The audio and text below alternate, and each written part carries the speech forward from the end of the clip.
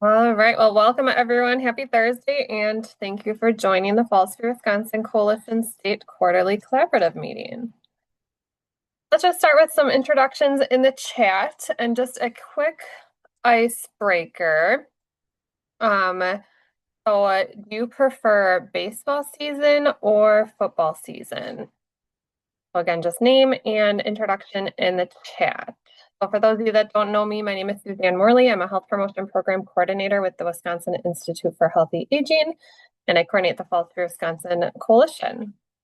I'm not going to take time to read the comments in the chat, but feel free to look through those because we do have a pretty packed agenda for the day.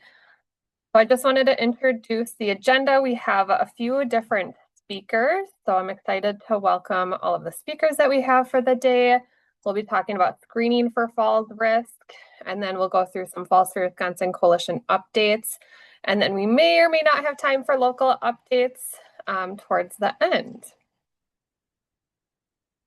So to kick us off, we are talking about screening for falls risk because the Falls Free Wisconsin Coalition's Best Practices Work Group developed a new web page that just went live a week or two ago. So I'm excited to share that. I'm going to pull it up right now, actually.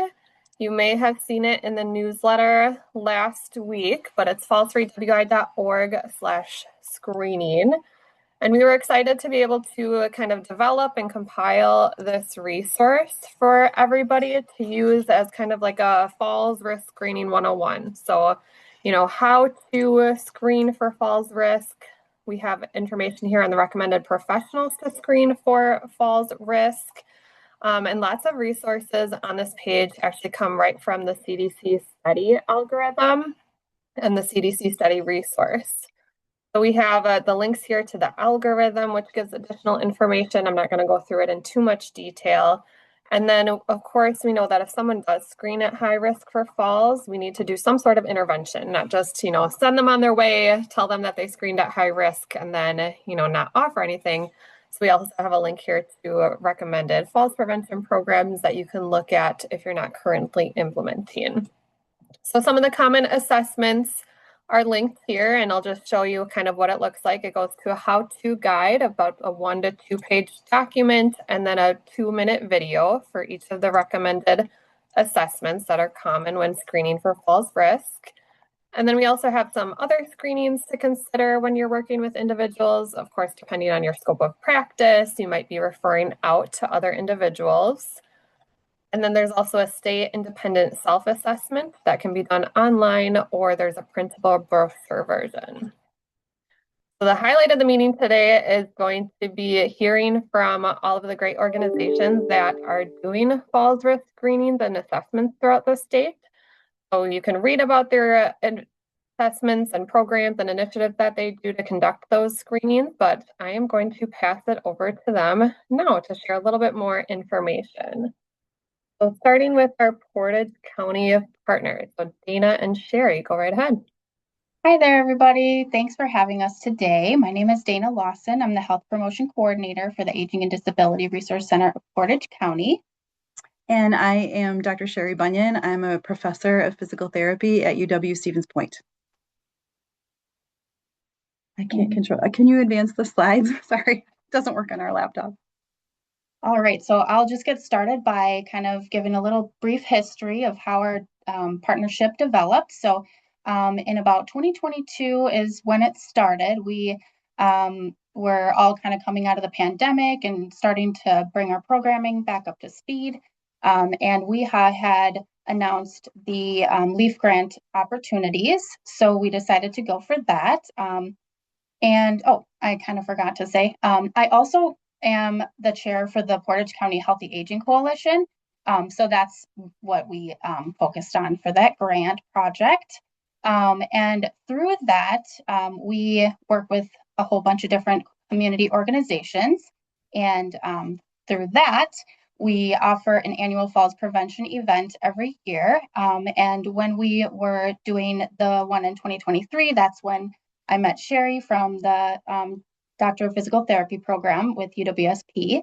And so I guess I'll let her kind of share a little bit as well. Yeah, we have a video for you that shows everything that we're doing. So I'll breeze through the next slides really quickly, and then we can show that so you can kind of see in action what our program is like. So if you can go to the next slide. One of the things that makes this an interesting partnership is that this is something that's very sustainable, because for the UW Stevens Point Doctor of Physical Therapy program, we do competency-based education, meaning students have to go out and do skills in the community, not practice in lab on each other, but do things on real people. So we view the community as being part of our classroom. And we have multiple different clinic sites throughout the Stevens Point area, and the ADRC is one of those. It's a natural fit for what we need to do. Can you go to the next slide, please? So what we do with the ADRC is we do the annual falls screening event in September for the Falls Prevention Fair. And we also run a weekly balance clinic. It's going on right now. One of my colleagues is supervising for me while I'm here to meet with you today. And this is a student-led, faculty-supervised clinic. You can see pictures of our students and some of the people that we've served. And we do fall screenings that are more in-depth than a typical fall screening, with follow-up visits to try to give individualized information on prevention. Next one, please.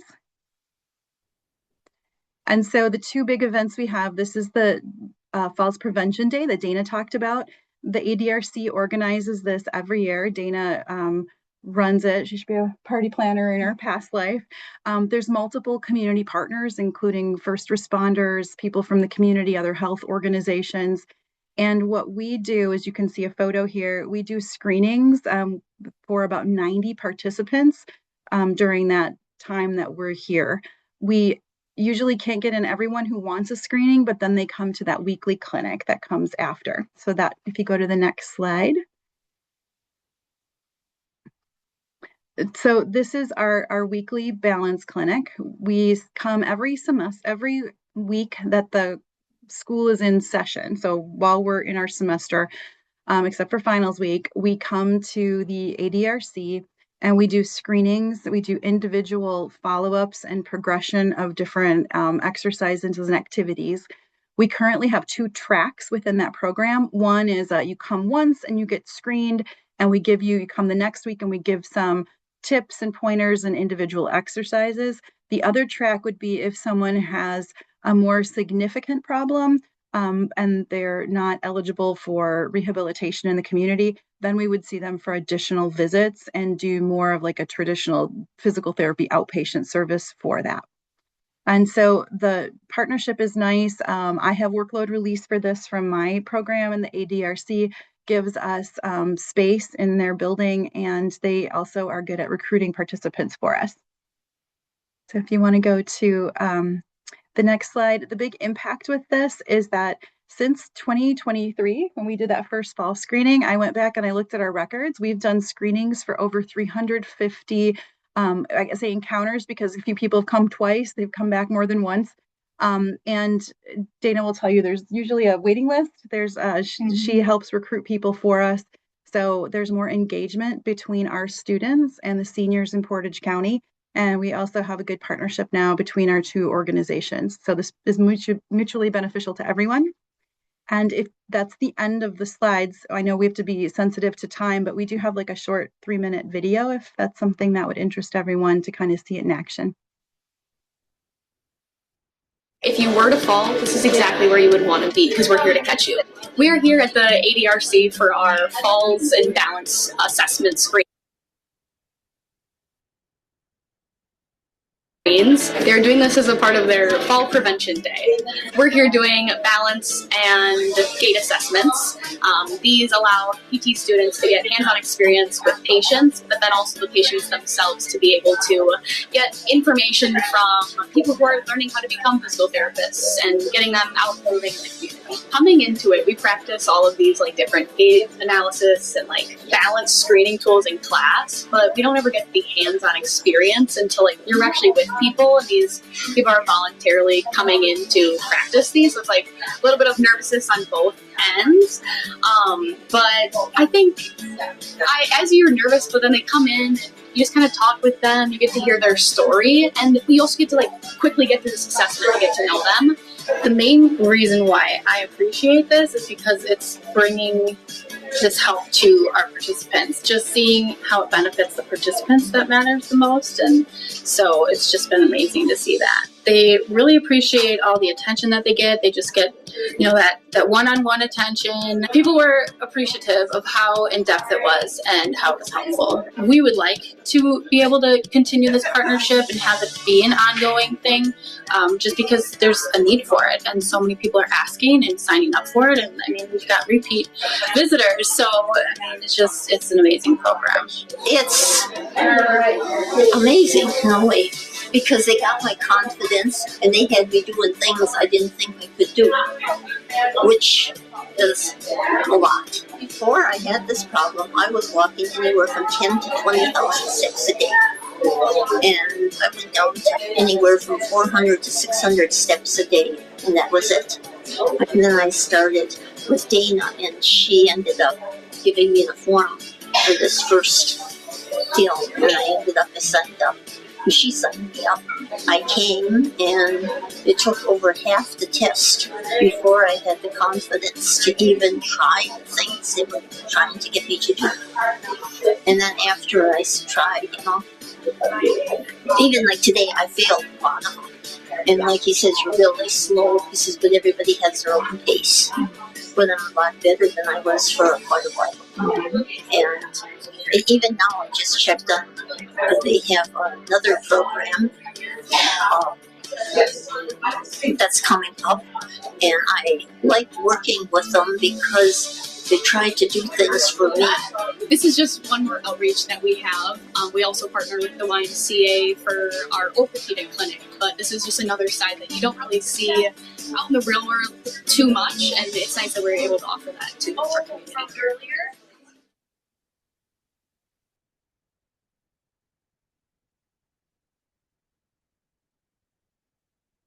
So that's our partnership. I don't know if you want questions, you can answer those later. I know we have to be sensitive to time, but we're excited to work together.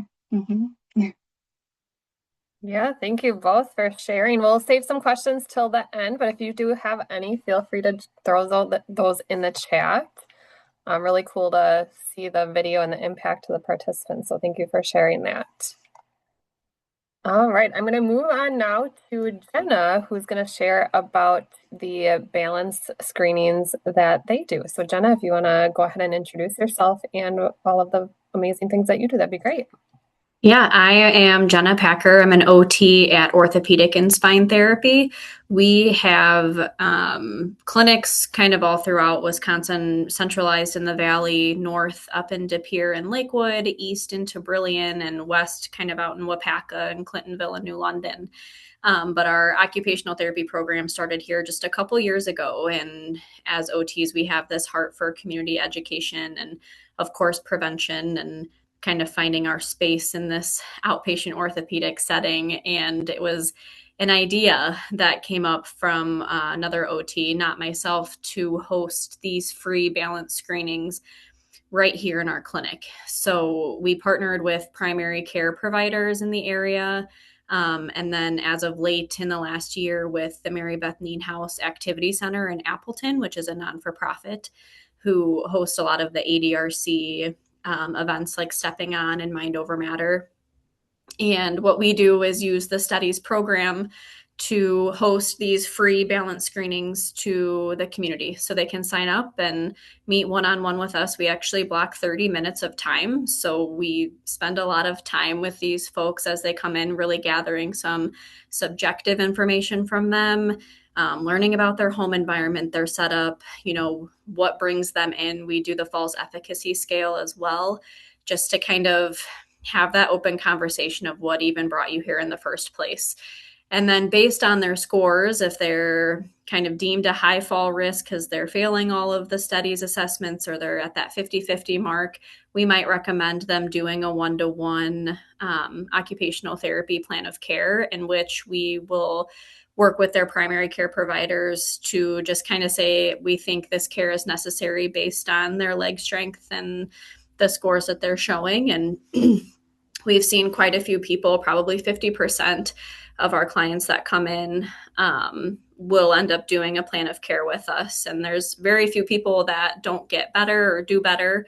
And as an occupational therapist, even being educated on some of the safety resources that are out there, we think have a great impact on prevention of falls outside of just their physical state. And if people come in and they're doing great, we say we think this is a benchmark for you or a baseline. So we encourage everybody to get screened for their balance at least yearly. So we do have some repeat folks that come back just to see, hey, are you getting better? Are you about the same? Have you gotten worse? Has anything happened or changed? And then if we have those folks that are borderline or maybe don't have the resources or can't pay those co-pays and things like that for outpatient services, we absolutely recommend them to the stepping on courses. And we always have the ADRC's info, the CDC's pamphlets and education brochures out there. So we've just felt this has been an awesome opportunity to just be a part of the front end of healthcare instead of being reactive. Be more preventative. So now I would say for 2026, we already have 8 balance screens scheduled between myself and the other occupational therapist. These can happen. They happen at our Appleton location, our Menasha location, and then, like I said, also that partnership with the Mary Bethany House Center. So it's kind of fun. We are trying to get into our more rural clinics as well, like Brilliant. I know we do have one coming up in Hortonville at the Hortonville Community Center. So we're really passionate about, just getting out there and meeting these people where they're at. And again, education is everything. I know Wisconsin is like the number one leading state of death related to falls and all of that. So it's definitely of most importance that we do this fall prevention. So yeah.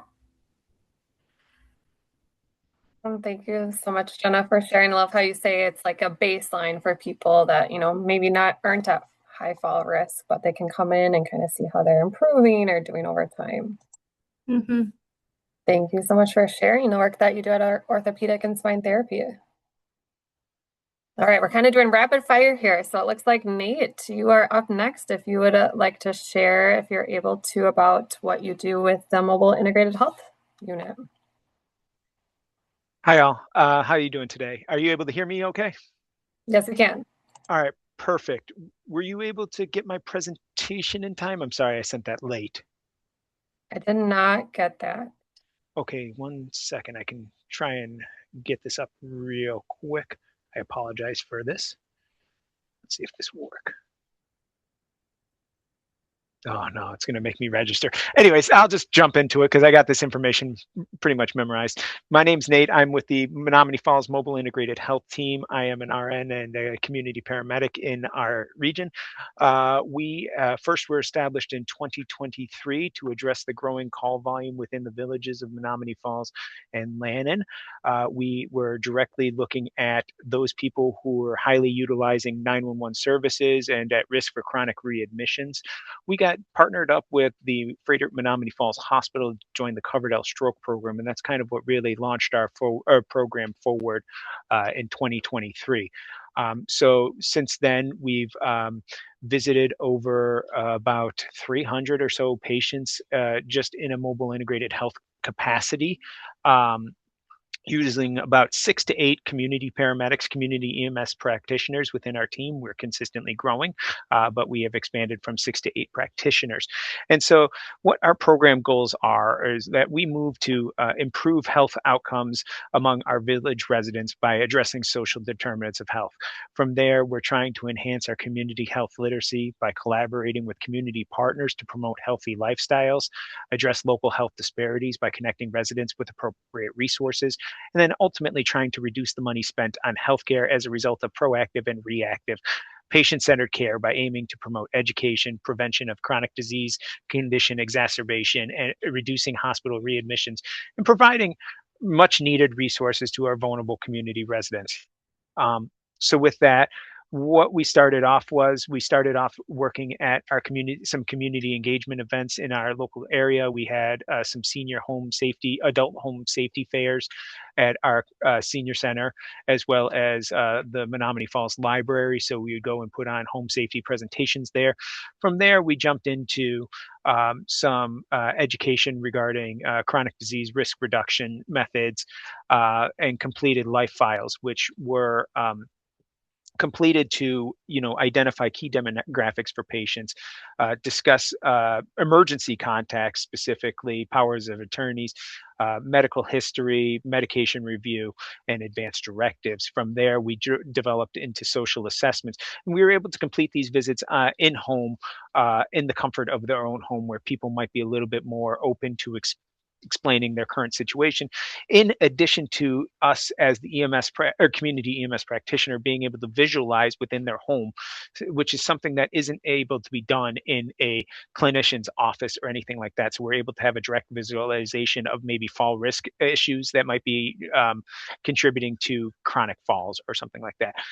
We established connection with our high 911 utilizers, looking at the fire department data to kind of dictate who was driving up call volumes. We looked at working with our Waukesha County Public Health Department to deliver Narcan leave behind kits to patients who have experienced an overdose, and then also installing opioid overdose assistance kits at all of our fire stations, and then combine that with proactive community outreach at Menominee Falls High School, and well as teaching hands-only CPR. From that, and as I mentioned, we were participants in the Coverdell Stroke Program, but then also got involved in fall risk reduction. And so that's where we kind of got on board with some of these other elements that we're working with today. When we go into the house, we'll do a social determinants of health screening to identify any deficits in the patient's situation. We'll do fall risk reduction assessments based on the study guidelines from the CDC, and then there we can mitigate any deficiencies we identify at that time. With regards to that, why falls? So falls in Menominee Falls account for almost 25 to 30% of all of our annual EMS call volume year after year, and that has been growing. Right now, to date, just within the first 4 months, first 3 months of the year, we're already over 300 calls this year for falls alone. Now, of that, most of these calls are also repeat callers. So they're potentially calling multiple times for lifting assistance or injuries related to a fall that require 911 lifting assistance, either because the person doesn't have the resources to get themselves up on their own. They're living independently. They might have a social support network that isn't local to them, and they require that 911 lifting assistance or transport to the hospital because they have an injury from a fall. So we're looking at this data, and then we've been able to, through partnerships of grants, been able to then intervene on those individuals. And so from that, in our current state, we're now able to do that fall risk reduction assessment in the comfort of their own home, identify any deficiencies, and now we have the ability to intervene on any deficiencies by providing patients at no charge shower chairs, anti-slip mats, reacher grabbers, and then providing enhanced lighting. And I'm probably forgetting something along with side of that. And all of this is trying to stave off that call volume that we've seen growing in our community. Outside of that, we are just continuing to take referrals from all different pathways. We look at our 911 usage on a weekly basis, as well as taking crew referrals from our 911 crews that might see an individual more often than they should. With regards to that, when it comes to patients experiencing chronic falls, specifically within our community, as I said, it accounts for at least 1/3 of all of our 911 annual calls, which is roughly over 1,200 calls a year related to falls and fall-related injuries. From that, like I said, about another third of that is chronic repeat callers. And so with those individuals, if they're just calling for lifting assistance, they're not necessarily going to the hospital and being transported to an emergency department. And so from that side of things, if the patient is not being transported to the hospital, maybe, and I'm just hypothetically saying here, calls 15 times for lifting assistance in a month, but only goes to the hospital once, it's not going to be a blip on the hospital's radar that this person might be actually a community risk or at risk for exacerbating their current situation. So with that, the fire department is uniquely primed to be able to use that 911 data to kind of identify that person as a vulnerability within the community to address them further, and then take whatever steps are necessary and follow-up visits after that. So that's kind of where we're at current state. We are operating kind of on a Monday through Friday basis. We are trying to take things as they come and manage all of our referrals. We have a never-ending list of patients that we can always work through. Currently, we are prioritizing our patients that are 65 years or older, that live independently of assisted living or anything like that, so that they're in the community without any appropriate resources, and prioritizing those who have called more than once for 911. If there's any questions, I'm here for that. Otherwise, that's about a quick rundown of how our program operates. Awesome. Thank you so much for sharing, Nate. Oh yeah, no problem. Like you said, Thank yeah, you guys at the fire department or EMS and going in the home are kind of in that unique position to be able to see that home environment and do those assessments right then and there. Yeah, it definitely provides a much more honest and comfortable environment for the patient. And it just seems like, from my experience of working inside the hospital versus comparing that to the pre-hospital or out-of-hospital environment, that you're able to have much more of an honest and open conversation, also not to the same time constraints that you're able to have that conversation within the hospital. So therefore, in the comfort of their own home, patients might be a little bit more open and go into depth about the situation. And as we've said, have that direct visualization to see if there's any sort of things that they might not be necessarily disclosing as voluntarily. Right, definitely. Thank you so much, Nate. No problem. Thank you for having me. Okay, I'm going to reshare my screen and pass it now to Amy with the Brown County ADRC. All right, good afternoon. Can you hear me all right? Yes, I can. All right, thank you. My name is Amy Staniforth. I am with the Aging and Disability Resource Center of Brown County. First, I just want to give kudos to all the speakers before me, and I know Ashley's coming up for your continued work on reducing falls in your communities. I'm going to talk about screenings at events as well, similar to Sherry and Dana, and then our Boost Your Balance program. So you can go to the next slide. So just a little bit, right, of why prevention matters. So it's getting ahead of it, right? Always easier said than done. Trying to meet people before there's a crisis, and then trying to meet people where they're at. We would love for everybody to come into our building and see how beautiful it is and get connected to other resources, but we just know that that's not always possible.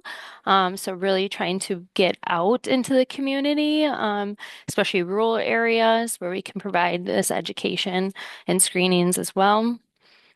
And then it also really just strengthens the relationships, having these partnerships with places like Bellin College or even the community centers, just expands the community's awareness of who we are, as well as those professionals or future professionals. Next slide. So again, screenings at community events. We do this a couple times a year. We have a large event in September as well. This last year, we worked with Bellin College PT students to provide these screenings. They use a screening tool. We ask a lot of great questions to identify risk factors, and then they do different tests like the tug test, 30-second chair stand, 4-stage balance test. And then with that, then comes recommendations based on those results, whether they're low risk or high risk, getting them resources, getting connected to programs such as like Stepping On, Walk with Ease, Bingo Size, different evidence-based programs. Maybe it's referring to PT, OT, maybe a pharmacist, optometrists, different things. So, and I have a lot of all of my materials I'm happy to share with anybody as well. So we do that. We also do a wellness week. I always do in the end of January using the 8 dimensions of wellness to create different programs. And we usually offer balance screenings during that time as well. Um, and just trying to get the community um, to be aware and to know that it's okay to ask for help, that this is all normal things as we age, different we change. And so just trying to reduce that stigma kind of in more of a, I don't want to say a fun environment, but with some other education where it's not in the crisis mode. Next slide. In our Boost Your Balance program, you can see there's a picture here of a binder. So this is a program designed to help those 60 and older stay independent in the home. This is an internal referral. So someone calls the ADRC, talks to one of our ADRC specialists, identifies that they have concerns of falls or maybe they've had falls, and then they will screen to see if they're eligible. So there is some eligibility requirements with that. And if they are, then the referral is completed, sent to me. And then I contact that customer, just double checking that they understand what this program is because it is 2 visits. The first one's usually about 2 hours, and then the second one's about an hour. These do happen in the home. And they are delivered by ADRC volunteers.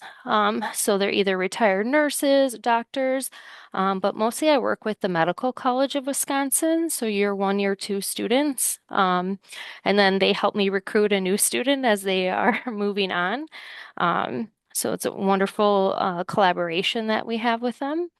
During that 2-hour visit, our screening tool is assessment. Things like blood pressure checks, gait balance tests such as the tug or functional reach test, discussions around memory, their feet, hearing, vision, medication, sleep, eliminations, other habits, their history of falls, assessment of the areas of the home that they'll let them in. And then from that assessment, that 1 hour follow-up is kind of a review. And that's where the screeners kind of come up with an action plan, things that they're doing really great because we want them to know what are some things that they're doing well, and then what are those things that they should work on or be referred to. Things like talking to their pharmacist about medications that put them at higher risk for falls. Maybe it's installing grab bars in the bathroom, removing rugs, big one. Maybe it's a recommendation for PT or OT, or maybe using a cane or a walker, whatever those recommendations would be. All of that, the screening tool, the recommendation, they do get a copy, the customer gets a copy of the recommendation, the action plan, but the rest of it comes back to the ADRC, goes back to that original specialist that made the referral, and then they provide that follow-up. They'll check in within 3 months, if not before that, just to see how things are going, if there's items on their action plan that they are having difficulty accessing. And so we'll help with if it's personal cares or if it was that grab bar, we have different resources that might be free or low cost available to help them get that grab bar installed. Things like that. Or maybe it's a referral into, again, an evidence-based program, something like that. So I know that picture looks small. The binder is quite huge. A lot of assessment tools in here, as well as resources that they can leave behind right away. And again, any of this is stuff I'm happy to share with anybody if they're interested in learning more about how we do this program. It is free to the customers as well. And then next slide. Just a thank you for having me talk about these programs. We try to keep them simple, community friendly. Again, happy to share anything that I have with you guys. If you're interested in partnering or replicating or adapting any of our screening tools, happy to share them. Thank you. Awesome. Thank you so much for sharing, Amy. I love the use of, volunteers and students, and what a great partnership for that to expand the reach. All right. We have one more falls risk screening or assessment, initiative and best practice to share. So I'm going to turn it over to Ashley before we jump into some questions. All right, thanks, Suzanne. And yeah, thanks to everyone else who's presented. I hear some common themes with, using local resources like students and Amy, some of the screening tools that you all use, we use the same. So you might hear a little the same, but I will tell you all one of the programs that we have in Dane County is our annual Only Leave Should Fall event, which is in September. So Suzanne, you can go to the next slide, please. This is just our flyer from last year to kind of I wanted to provide a little bit of context before just jumping into the screening section. So we have a keynote speaker, and we've been fortunate enough to have Dr. Zorba Pastor serve as our keynote for the past many, many years. So we have a keynote address, and then participants receive a folder, and then in that folder is a checklist, which I'll show you in just a little bit. And then that checklist will follow the participant through a series of screenings. And then by the end of the event, the goal is for the participant to work with their student buddy and to do some goal setting based on what they found, if they were at risk of falling, what might be contributing to that potential risk. So then to set some goals. And then we also have resource booths at the event. So ideally, we're able to say, oh, well, here's a great resource, the Safe at Home program. They're right over there. You can go talk to them about setting up a free home safety assessment. So it's really worked well for us so far. And this is kind of the flow of the day. Next slide, please. Just a little more of the kind of context. So this event is always free, and we do hold it during September, National Falls Prevention Awareness Month. We rotate locations every year in an effort to just increase accessibility to the program, so across the county. We could not do this event without our partnerships in the community. So our Falls Free Dane Coalition works with UW-Madison, Madison College, and lots of local organizations serving older adults. I think I've talked about everything else, the resource booths, the folders, and we do offer a 30-day follow-up. So we have an evaluation form, and we ask if anyone would like a phone call around 30 days after the event just to answer any additional questions. And that's been helpful, I think, for the participants who do request that follow up, just to say, hey, I was interested in a stepping on class. Can you help me find one? Or what was the number again for that organization that gives free home safety assessments, so we can connect them then. Next slide, please. So here's the checklist that I referred to. So we work with UW-Madison's pharmacy and PT programs and Madison College's OTA program. And the students are definitely the highlight of this event. The participants just love, having that almost one-on-one attention and support to kind of walk them through the screening. So some of the screenings that we do, the 4-stage balance test, tug, the 30-second chair stand, we do blood pressure, vision, the short blast test, and the cognition piece. And then we do have a conversation about home safety. And again, like Amy said, welcome to share these materials with anyone. This is just what has worked well for us and what we put together. So this checklist is kind of like a report card, but report card I think scares people a little bit, so we just say checklist. So that by the end of the event, they can kind of see what their risk is and then kind of come up with an action plan. So knowing that you might be at risk of falling. So how can we help put a plan together, and then try to provide some local resources. I know Darcy Olson is on the call, not to put you on the spot, Darcy, but if anyone has questions after the presentation portion, Darcy was at Madison College and has been part of this event for many, many years, actually helping her students do the screening. So she would be an expert to talk to. Okay, next slide. I think I kind of went over this. Well, just an example of some of the resource booths that we have, the local agency on aging, Wisconsin Council of the Blind, visually impaired, Safe Communities, that's us.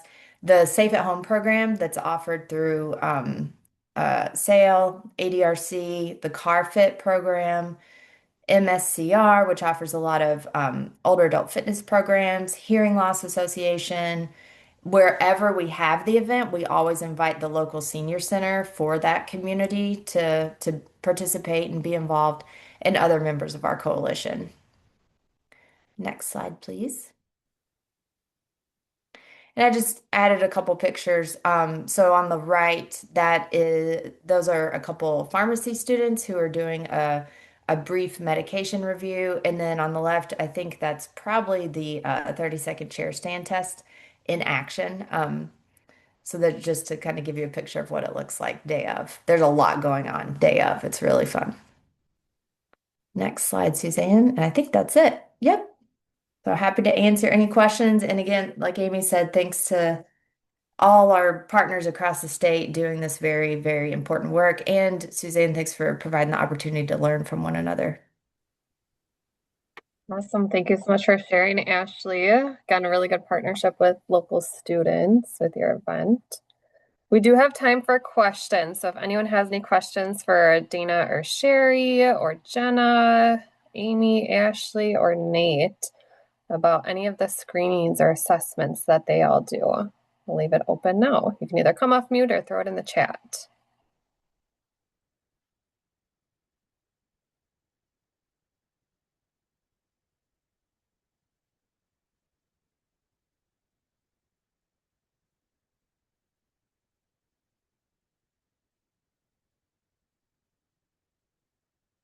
Okay, I'm not seeing any questions or hearing any questions. So thank you all for sharing about the great work that you do in your communities. Definitely, it sounds like everyone would likely be open if you would want to contact them. They'd share their materials, duplicate efforts in other communities. I think that would be fantastic if we could get, falls and balance screenings kind of everywhere throughout the state.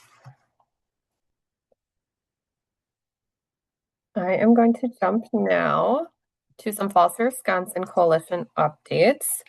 So we have some exciting things coming. We have a community webinar that was just announced, I think, early last week. So this will be held on May 6th. This is open to anyone throughout Wisconsin to attend, older adults, family members, caregivers. But our focus for our May quarterly media campaign is really using mobility devices as people are kind of getting out and about as the weather warms up.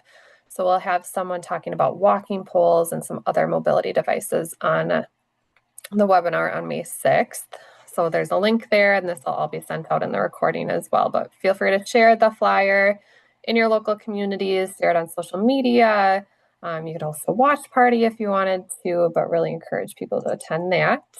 And then kind of going alongside of the webinar, we also have a couple of media resources. So we have a press release and a newsletter article that can be customized. You can just take and plug and play into whatever avenues you think would work best for reaching out to older adults in your communities.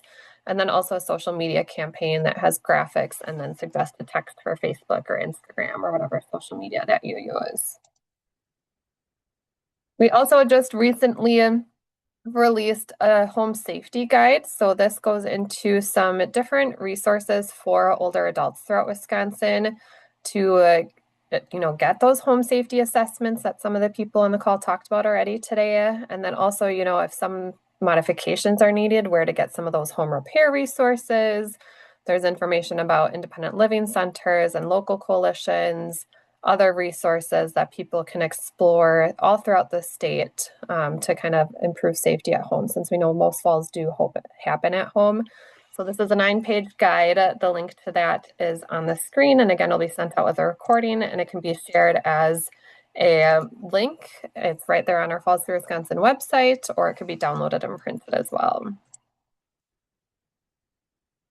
And then, of course, upcoming, hopefully you've seen information about this, but we have our Falls Free Wisconsin Advancing Resilience Summit happening in 2 weeks now, I think it is.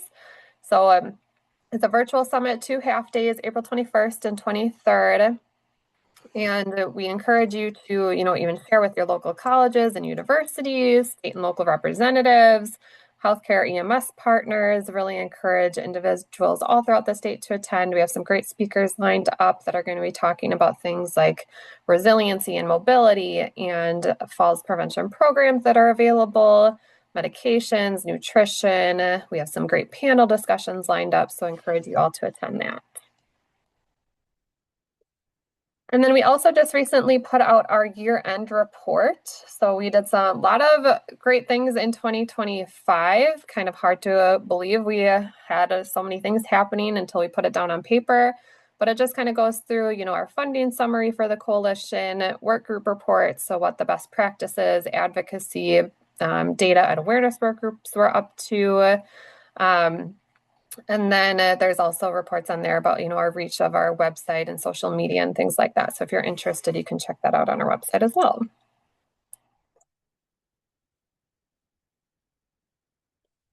And I'm going to pass it over to Jill to share a little bit about our Home Safety Challenge sponsorship and then give a legislative update as well.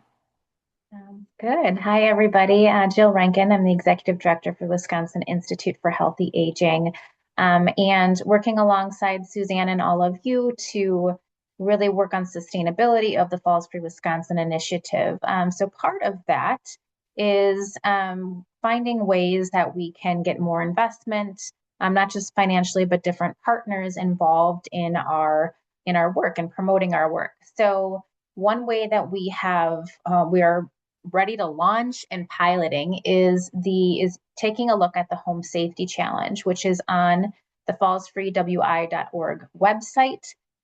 So I'm sure most of you have been familiar with this and walked through the Home Safety Challenge. We know that it's one of the highest utilized sections of the website, especially for community members. And so what we're working on doing is providing a space for sponsorship on the Home Safety Challenge.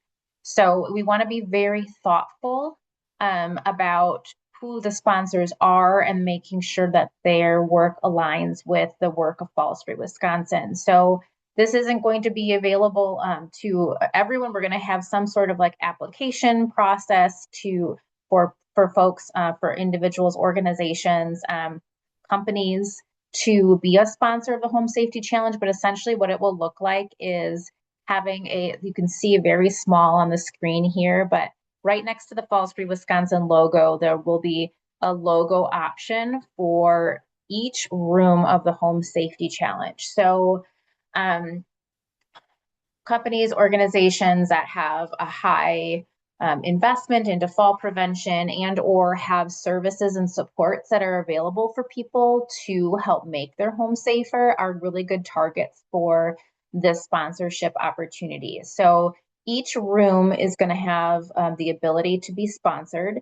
Each room sponsorship will be $3,500 for 1 year. And so we have this one pager that we are just giving to organizations to be able to talk about this. If anyone feels like there are organizations that may be interested, companies that may be interested in sponsoring a room, then please let me know.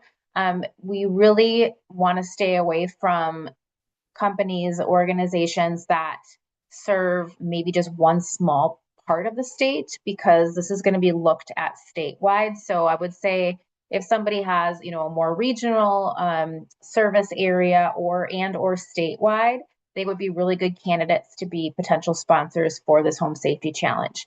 Thoughts like, healthcare organizations or, something potentially like a Home Depot or, like a Life Alert, something like that. So we are going to be working on that at WEHA, but also want to make sure that you all are aware of it as well, because we want our partners to have, first dibs at sponsorship opportunities, since there's only, I think it's 9 different rooms that are available. So again, we're not going to push this out to everyone, but if you are interested or an organization that would be a good fit for this, then please let us know.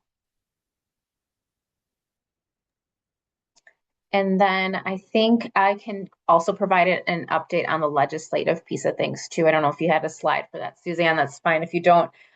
So as you know, we've all been working on super advocacy over the past few years with advocating to try to get fall prevention funding for Falls Free Wisconsin, as well as local fall prevention mini grants or grants. We call them mini grants, but they're really not that many, out to our community partners, which several of you have been recipients of. So we're really working hard to make sure that those grants are available each year and that the sustainment of the Falls Free Wisconsin happens. So a quick update on that legislative work is we had some really great successes this session. So for those of you who maybe aren't as familiar with the process, every 2 years is a session in the legislative world in Wisconsin. So this last session, we had bills that were drafted that we tried to push through to be able to get legislation secured to be able to keep that funding going. So two different bills were drafted. The last one that we really got a lot of traction on included funding for community paramedicine program pilot, as well as funding for our community-based fall prevention program. So it was a really great partnership and illustration of what can happen in a community when you have community paramedicine and community fall prevention happening at the same time and working collaboratively. So the success that we had there is we had all representatives in the state of Wisconsin vote in favor of it. So it went through the full assembly at 97-0, so unanimous passing of that legislation. So that was very, very exciting. Unfortunately, it did not go through the full Senate. We were hearing that there was potentially only one no vote. So it's the exciting news on that is that there's a lot of support. The bad news is that it didn't quite go through yet this session. So we're going to keep working on it. We've been told it's going to take multiple sessions. So we're going to keep advocating. Now is a really great time to be in touch with your senators and representatives in your area as you have elections happening. You have a lot of people campaigning. You have potential people that are getting elected. I think it's a really great time for us to educate them on just in general what the work that you're doing is, so that come in 2027, when we start the new legislative session, we'll have everyone aware of fall prevention and ready to take some action on it. So thank you all for those of you who have been advocating, and we're going to keep up that great work. Awesome. Thanks, Jill. Yeah. Okay, and we do have just a little bit of time for some local updates. So if anyone has any questions for anyone else on the call, or upcoming events, challenges, successes, resources to share, I'll leave a little bit of time for that now. Again, feel free to come off of mute or drop things in the chat.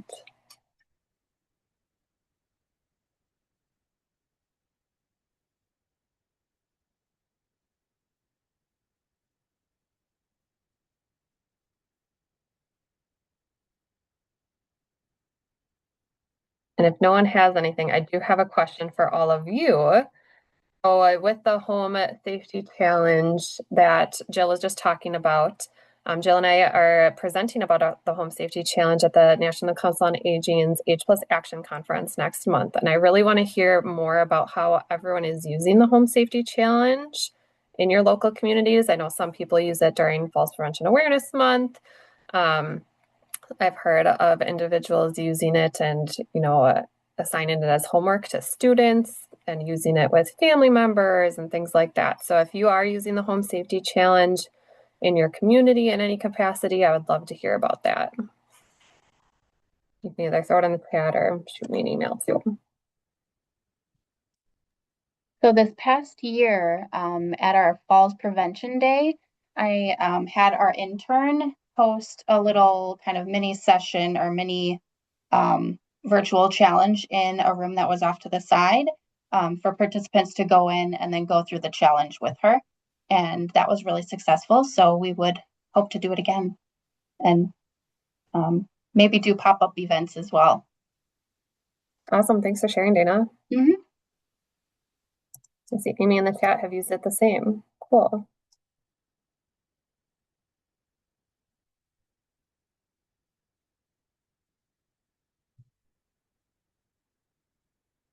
Get a member of the fire department walk people through it.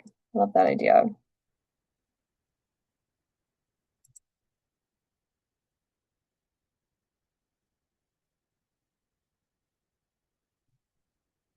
Okay, well, I'm not seeing any other comments in the chat. Oh, I see one more from Ashley.